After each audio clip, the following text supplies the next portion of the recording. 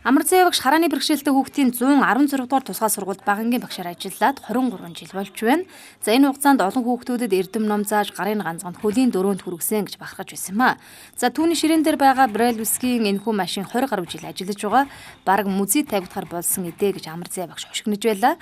Мөн харааны бэрхшээлтэй хүүхдүүдэд сургалтын материал бэлтгэхэд асар их цаг хугацаа ордог. Нэг бичгийн цас материал Braille-ээр бичгэд 3-4 хуудас болж гаргадаг юм байна. Хичээл өдөр бүр 3:30-д тарах хуваарьтай ч миний хувьд 18-аас 19 цаг хүртэл ажилладаг. Гэхдээ би энэ мэрэгжилдээ дуртай. Хүүхдүүдэд урмын сайхан үгээр хөгжүүлж байна гэж амар зэвгш ярьжсэн маа. За би болохоор бага ангийн багшаар 23 жил ажиллаж байгаа юм. Тийм. Яг энэ сургуулийн энэ сургуулийг төгсөөд багшийн сургуульд орж суралцаад тэгээ бага ангийн багш хүмүүжлийн арга зүйч мэрэгчлэр төгсөөд тэгэл тасралтгүй сургуульд ажиллаж байна. Бага ангитай ажиллахлаар бас хөөрхөн шүү дээ эднэр чинь. Энэ манай анги тэгээд анхны ийм 6 настай ангийг хүлээж аваад би одоо 3 жил болж байна манай анги тий. Тэгэхэд эдгээр бүгдээрээ уншаа бичээ сурцсан хөөрхөн шүү дээ. Энэ машинтал насаараа зуралдаж шít. Анх намайг төгсөөл ирэхэд хүүхдэд ямар ч барих ном байхгүй. Тэгээд давааны багш битээр хамтраад 2, 3, 4-р ангийн нөгөө бол багшийн унших бичиг номыг бичиж өгч ирсэн. Амар зэвэн багш сул хараатай хүүхдүүд энгийн сурах бичгээс уншиж чаддаггүй. Харин өнгөрсөн жил Jubilee төрөмбөс байгууллагаас санхүүжилтийн шийдэж 1-ээс 12 дугаар ангийн монгол хэл математикийн сурах бичгийг том үсгээр хэвлэж бас Braille-ээр хэвлэж сурагчид нь хэрэгжилж байгаа юм байна. Мөн харааны бэрхшээлтэй хүүхдийн 116 дугаар тусгай сургуулийн сургалтын менежер Нүрзэд том үсгээр хэвлэгдэн гарсан энэхүү номны үр дүнгийн талаарч өөрийн бодлоо хуваалцаж байсан маа. Jubilee компанитай хамтраад бол манайх математик монгол хэлний 1-ээс 12 дугаар ангийн сургалтын материалыг хичээлээс гадуурх сургалтын материалыг хэвлүүлсэн. Энийний давуу тал нь юу вэ гэхээр сул хараатай хүүхдүүдэд зориулагдсанаар үсгийн фонд нь том мөн Braille хэлбэрээр хэвлэж гаргасан. 2015-аас 16 оны хичээлийн жилд хэвлэж гаргаад одоо манайх сургалтандаа ашиглаад явж байна.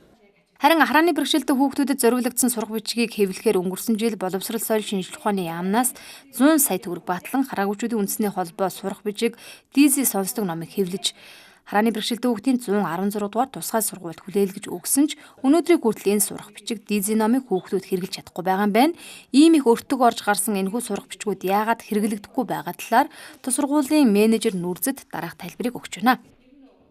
Өнгөрсөн хичээлийн жил боловсролын яамнаас хараагүйчүүдийн үндэсний холбоон дээр манай 9-р ангийн 3 сурах бичиг нийгмийн ухаан, мэдээллийн технологи, англи хэл гэсэн сурах бичгийг хэвлэсэн.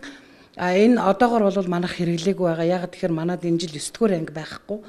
Дээр нь мэдээллийн технологийн сурах бичгийг бол сул хараатай хүүхдүүд л хэрэглэх боломжтой болохоос Braille хүүхдүүд хэрэглэх боломжгүй. Яагаад гэвэл Braille хүүхдүүд маань сонсдог програмаар мэдээллийн технологийн сургалт явагддаг учраас хардаг хүүхдүүдэд зориулагдсан сурах бичиг учраас бас бүрэн хэрэглэх боломж бол байхгүй байгаа. Дээр нь сонсдог Дизи ном ирсэн байгаа. Энэ Дизи номын хувьд бол яг ерөнхий боловсролын сургуулийн сурагчдын сургалтанд хэрэглэх боломжгүй ийм агуулгатай Дизи номнууд ирсэн учраас манайх одоогор бол хэрэглээгүй байж байгаа. Үүний хэмжээнд хэлэх боломжтой байна уу? 100 сая төгрөг төлсөн.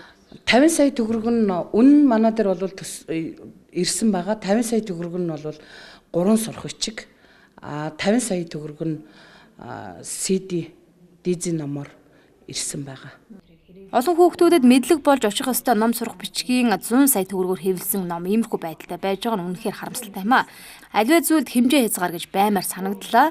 За энэ нэг ширхэг CD-г 5 сая төгрөгийн өртгөөр гарсан гэж багш нар нь тайлбарлаж байсан. Бас эдгээр уншдаг Дизи номнуудын олон гон хүүхдийн нас сэтгэхүйн онцлогт нийцэхгүй номнууд харагдаж байлаа.